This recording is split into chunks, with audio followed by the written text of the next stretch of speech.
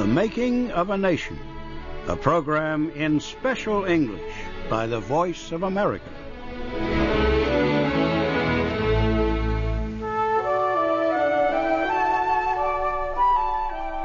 I'm Morris Joyce.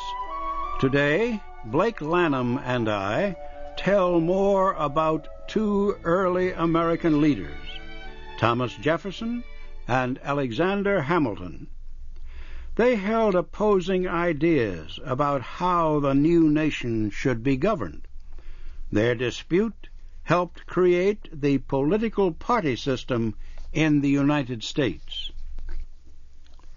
The Federalist Party, led by Treasury Secretary Alexander Hamilton, supported a strong national government with a powerful president and courts.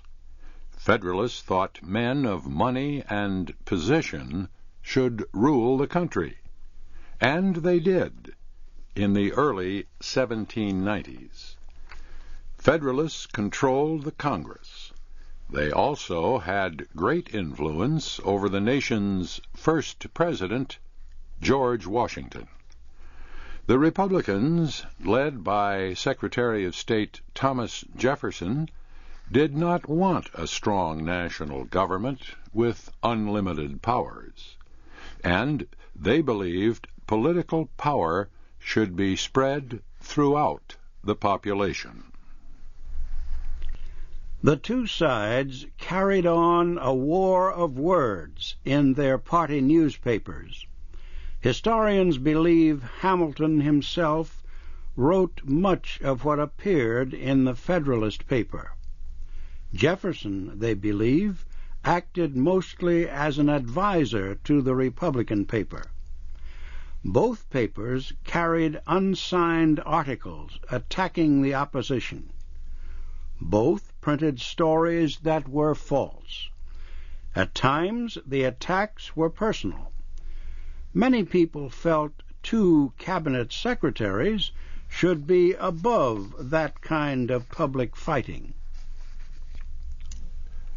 Toward the end of President Washington's first administration, he received a letter from Jefferson. The Secretary of State said he planned to resign. He said he disagreed with most of the administration's national and foreign policies. He did not name Hamilton. It was not necessary. Washington knew what he meant, for Hamilton was the chief planner of those policies. The president tried to make peace between the two men. He liked them and respected them. He believed the new nation needed the skills of both men.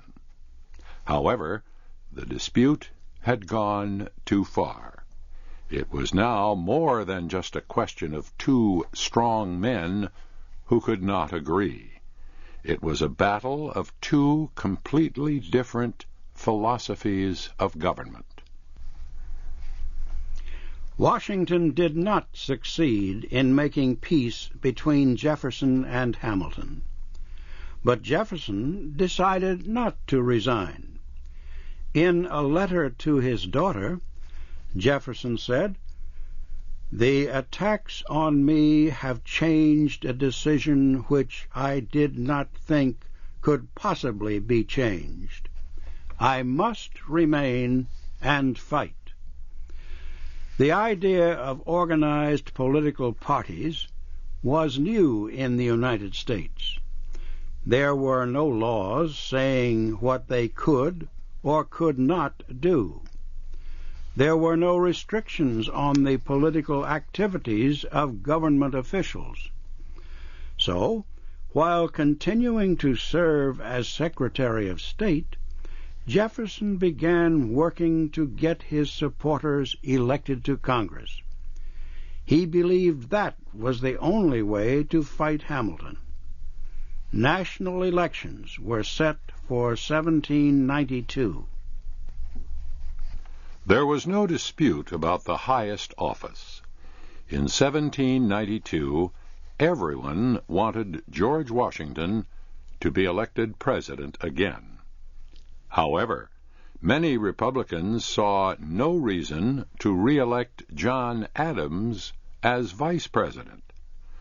Adams was a patriot and had served his country well, but he was not Democratic. He made no secret of his opinion that men born to the upper class should rule. Republicans had another reason to campaign against the Federalists. Hamilton's financial policies made it possible for bankers and other moneylenders to invest in all kinds of deals. One man did this with information he got as a high-level Treasury Department official. His investments turned bad, and his business failed. This caused other businesses to fail. There was a financial crash in New York City, the center of business in the United States. The Federalists were strong in the Northeast, but the Republicans were gaining strength everywhere else. The election of Republican representatives to Congress in 1792 would make them an important force in the House of Representatives. The Republicans did not, however, win the vice presidency. That office went, once again, to Federalist John Adams. Perhaps the one thing that saved Adams was the belief of many Americans that President Washington wanted him again as vice president. Yet Adams did not win a clear victory. The electors from 4 states voted for Republican George Clinton of New York. 1 state voted for Jefferson, though he was not a candidate. The year 1793 saw a change in Alexander Hamilton's political powers. The Republicans in the House of Representatives demanded answers to questions about his financial programs. Why did the Treasury Secretary refuse to give Congress all the facts about government plans to borrow, to lend, and to tax? For 4 years, the House had passed all the laws Hamilton asked for without being told why the laws were needed. In his opinion, that was the only way to govern. Now, the House wanted to know more. Hamilton considered the request an insult, yet he answered it. He produced 4 reports about Treasury Department activities. Republicans searched the reports for proof that Hamilton and his Federalist friends had been dishonest. They found no such proof, and they did not accuse him of taking money for himself. But they attacked him on several other issues. For example, they said Hamilton had not followed President Washington's instructions for dealing with the nation's foreign loans. They said he paid too much interest to the National Bank of the United States, and they said he did not carefully obey laws passed by Congress concerning the use of government money. Federalist members of Congress answered the accusations. They declared again and again that the Republicans had not been able to prove even one criminal act by the Treasury Secretary. The attempt to force Hamilton out of office failed. But Hamilton himself was ready to leave. He was satisfied with the work he had done. More than any other man, he had shaped the policies of the United States for the first 5 years of its existence. he was sure the young nation would continue to be governed by the political ideas he supported. Hamilton went to New York City to work as a lawyer and spend more time with his family. Most Americans were not excited by the debate between Federalists and Republicans on such issues as the Bank of the United States. Farmers and laborers did not understand economics, but the French Revolution was something else. Federalists opposed the French Revolution. They denounced the violence and the murder of the king and queen. They also wanted closer economic and political ties with Britain. Republicans welcomed the Revolution. They saw it as a fight for liberty and democracy, the same ideas they fought for against Britain. Besides, they said, Britain was no friend of America. Britain still held land in the western United States in violation of the peace treaty between the two countries. Britain still paid Native American Indians to kill white settlers in frontier areas. And Britain still took sailors off American ships and forced them to serve in its navy.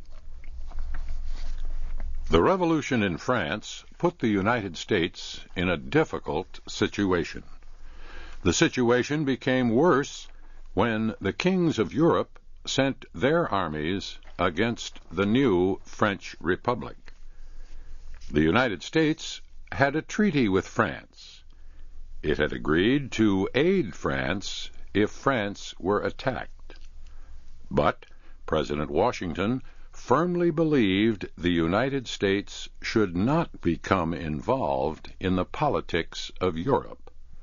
So he declared the United States would remain neutral. The Declaration was a victory for the Federalists. They still had a great deal of influence over President Washington. But what would they do after 1796? Washington's second term would come to an end that year, and he had announced he would not run again. At that time, the Constitution did not limit the number of presidential terms. Yet, George Washington felt 2 was enough. Who was the most likely candidate to succeed him? That will be our story next week.